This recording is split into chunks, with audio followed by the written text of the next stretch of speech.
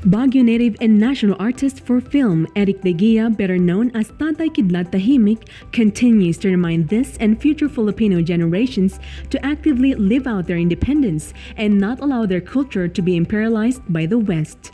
But unlike other third cinema films, Tatay Kidlat's work does not glorify in ugliness. Even those that lament injustice and violence are premised on the hope of possible, though yet unrealized, triumph.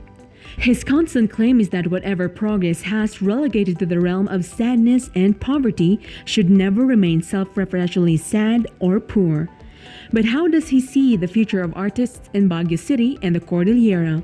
Where is Baguio City going, and how should we embrace the evolving changes at this time? Let's get to know more from national artist for film, Kidlat Tahimik.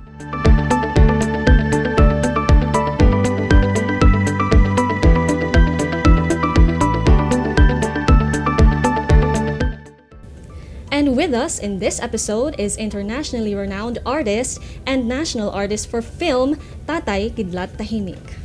Thank you, Tatay, for joining us in our episode today. Kumusta po kayo ngayong pandemic? Like everybody, trying to get fresh air pero napapraning sa baka yung fresh air kulang. Excuse me, but maybe you para maintindihan naman ako. Sige. By the way, ito yung Kidlat mask ko, pinagawa ni kay Carl. Carl, what's his name again? Carl Taawan. Lahat tayo naghihintay for that one day when we can all just mill around. Pero siguro, may advantage rin yung naka-lock in tayo. We have time to think and rethink yung mga dati nating ginagawa, and maybe we have contributed to the situation. Siguro yung daloy ng buhay natin, which was the normal, with our high level of consumption, nagre-react ang planeta. Ayan. Siguro this is one of the expressions ng, uy, sobra na. Well, we can't change our planet. Well, now that you mention it po, Tatay, there are a lot of restrictions, and for our artists, some of them, their art depends on going outside or traveling. How do these artists cope with finding inspiration, especially with lots of restrictions, staying inside their houses and the quarantines? Well, restrictions can even be an inspiration. It's like, Jose Rizal, nung restricted siya sa dapitan, marami siyang na-inspire. Si Mandela, Nelson Mandela, yung anti-apartheid presidente ng South Africa, Yes. also picked up a lot of things while he was restricted. Now, sa artist, sometimes it's even good to be restricted kasi nakaka-focus ka. Lalo pa yung mga painters, mga sculptors and writers, no? But I think in general, just on the creative side, for artists who work on their own, it's not in the end of the world. No? But when it comes to mental health po, Tatay, because some, when they are cooped up, depression sinks in. What is your take po on that? Well, kanya-kanya na yan. Some people are depression prone. I think when you're talking about prone to the depression or yung nag-withdraw, that's true whether you're an artist or not. But truly, at least pero pwede rin we can look at yung artist's ability to create is a coping mechanism. It's an escape. It can escape him from the depression. Yes. But I think in the end, that depressing ang times. Dinidepress pa tayo ng mga media. Well, since you mentioned balance po, Tatay, everything shifted to online. Businesses, education, there's a big shift to online because there's no contact available. How do artists nowadays shift with the online scene? Online, yung mga film festivals, no? That's nice. Before, You have to go to Berlin to watch the latest festival, or the newest independent films that are being shown in Berlin or Venice or Cannes. Ngayon, they all had to go online. No? Yes. So it may be a new way of attracting people, but ang original reason why Berlin and Cannes and Venice do that kasi malaking come-on yun. All these specialists in film will converge there. Doon sila sa mga hotel, they have parties. Malaking economic impact yan. And I still think that a lot of people like to go to festivals. Sabay, iba talaga yung experience mo sa big screen. Yes. So if you're parang connoisseur, talagang mahilig ka sa film, then watching a film on a big screen is much better than when you're small.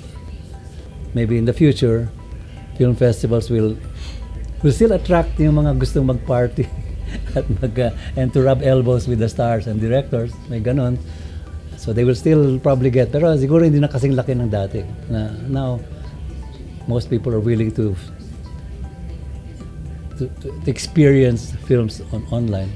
Like the other day also, yung Cinemalaya, the best film was Yes. from Yes Bontoc, po. di ba? Opo. But with the advent of technology and everyone looking at their phones, what does this mean for these local filmmakers also?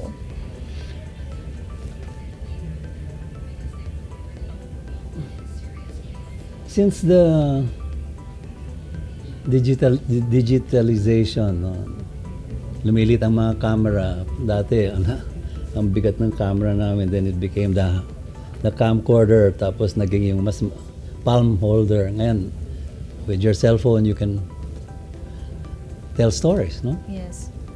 So, mas marami na ngayong nag-express by connecting visuals together and making a story. It has democratized filmmaking. Hindi na monopoly ni Mother Lily. Hindi na monopoly ng Viva Films o ABS-CBN. And like now, sa senior high school, ang gaganda ng mga ginagawa nila. Wow! It used to be a monopoly which was guarded by the commercial interest, di ba? Oh, you can only see this big blockbuster with Sensurround and with panoramic, and then you can only get those from big productions, mainly Hollywood. Yes. O yung may copycat film industry tayo sa Pilipinas, they started having that. Okay, it was still an exclusive storytelling by them. And ngayon, the storyteller has been given into our hands. No? Yes, and it's more on the local scene din po, Tatay. The local scene here in Baguio City, especially Baguio City is a creative city. What is your take on the current developments in Baguio City, and how does it affect the creativeness of this hub of artists? Malaking bagay na UNESCO recognized Baguio as a creative city. Yes. That's 2 years ago yata yan. Magti 3 years na yata. And, well, para sa akin, bonus yun. Because with or without UNESCO, with or without City Hall, the artists have always been alive and kicking. Maski na maliit ng suporta ng gobyerno, maski na sa butas ng karayong damo just to get a few crumbs for our Baguio Arts Festival. That has been the sad state dito. I'm happy that the new mayor understood our feeling that the artist sector is forgotten, neglected, invisible. They always think of us as romantics. Ay, kayo mga artists, romantics lang kayo. Wala kayong nitty-gritty na kailangan namin. We can only talk to mall builders and to Koreans coming into town. Whatever. It's always an economic factor that gives leverage. Kaya nga, the Creative City Council, we've been talking, okay, maybe we have to find a way to quantify yung contribution ng mga artists para ma-appreciate tayo. Yes. Okay, hindi ba, during the COVID, nagkaroon ng social amelioration funds, Yes. but the sector was not there. Well, Tatay, how do you see Baguio at 2020? I think Baguio today is, yun lang, kung sa trending, okay, they want to put a 7-story market, super modern market, in place of what we have. That's a kind of a, following. Ganun ang mga malls sa America, sa Europe, sa Middle East, and we have to do that. Pero that's our golden egg. There is a beauty in that quaint, yan talaga parang kahapon pa yung market, yung these vendors who are close to the earth. I mean, they're close to the farmers. They're meron silang Baguio-ness that will totally disappear the moment you have everything with glass and steel and looking like the malls in Manila and everywhere. I think it's painful. And maybe our officials are not aware of it, but progress is always equated with bigger is better. On the positive side of things po, Tatay, how do you see Baguio at 2020 positively? Positive developments? I'm hoping sana itong forced lockdown and this forced unusual social distancing plus some disciplines that have come in, baka pwedeng new ground for making Baguio really relevant for the residents, no? Well, a lot of residents will earn money from the tourists and from outside, and it's probably a reality, but we don't have to give everything para wow. You know, our culture does not have to adjust to the tourists. So, if I do a crazy architecture here sa Ililica, it's not economically, kasi trending is dapat malaki yung rate of return mo. Yes. Look, all here I have a lot of open spaces. If you count that as rentable space, let's say if I had built a 5-floor building here, like all these buildings around me, ang laking renta niyan, di ba? Yes. But I said, I want to let these trees survive. So, pag may punong kahoy ka, you don't build anymore on it. No? If you walk around, you'll see yung mga simento, iniikutan niya yung mga trees. Nagbabaw yung simento, hoy, kayong hari. Now, this is a kind of preno to over-development, no? Or that which is the unsustainable type. Everybody wants to maximize profit. That's the God. So, yeah, Session Road is already totally cementified. We're the only green spot here. But because my cultural awakening is also part of my cultural preno, so sabi ko sa mother ko, teka muna, why build another building like everybody? Let us sacrifice a little bit of that profit. Social profit ang kwan natin. If a lot of young people come here and see wow, they sacrificed rentable space and have 15 or 20 trees here. Baguio can only be better for that if a few more other developers spare a few more trees, di ba?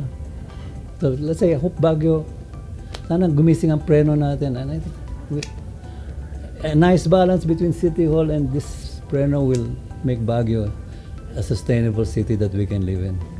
And lastly po, Tatay, what is your message to the artists, the local artists, the independent artists who are struggling nowadays, especially now that it is a pandemic? What is your message for them?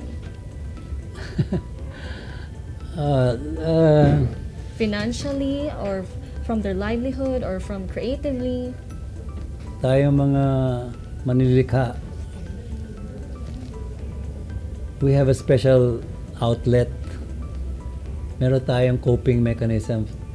Maski na talagang parang meron ng blue ball with spikes, yung coronavirus, nakikita natin sa window natin. We can still look at those things in life na can be the inspiration for our paintings, mga sculptures, mga films, mga stage plays. This is a good time to be creative. Kaya tuloy lang, hindi tayo gaya ng mga people who have to go to clock in at 8 o'clock and go out at 6. Okay, kailangan tayo maghanap ng means of livelihood, but with your creative skills, let it grow during this period. And I think pag lipas nito, you will appreciate what the lockdown has done for your creativity. Don't let it despair you. Let it give you a kick in the butt. Sugod, mga kapatid! Well, maraming salamat po, Tatay, sa inyong pagkwento ngayon. Maraming salamat for making time for us and joining us our episode today. Okay. For more updates, Happy visit Baguio us Day. at our website and our official social media accounts.